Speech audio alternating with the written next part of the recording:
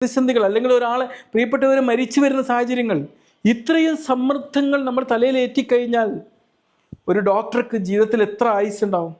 ഒരു 10-15 വർഷമെങ്കിലും സ്വന്തം പ്രൊഫഷൻ്റെ പേരിൽ ആയുസ് നഷ്ടപ്പെടുന്ന ഒരു സാഹചര്യം ഉണ്ടാവും. അപ്പം പ്രശ്നങ്ങളും പ്രതിസന്ധികളും ഇല്ലാത്തൊരു ലോകത്ത് നിന്ന് സന്തോഷം കണ്ടെത്തണം എന്നൊരു ഡോക്ടർ വിചാരിച്ചാൽ ആ ഡോക്ടർക്ക് ജീവിതത്തിൽ ഒരിക്കൽ പോലും സന്തോഷം കണ്ടെത്താൻ പറ്റില്ല.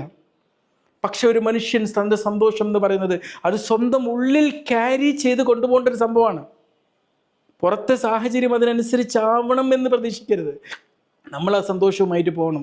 കിട്ടുന്ന ഇടവേളകളിലൊക്കെ നമുക്ക് സന്തോഷിക്കണം. ലാഫ്റ്റർ യോഗയൊക്കെ ഞാൻ ഒരുപാട് പ്രാക്ടീസ് ചെയ്യാറുണ്ട്.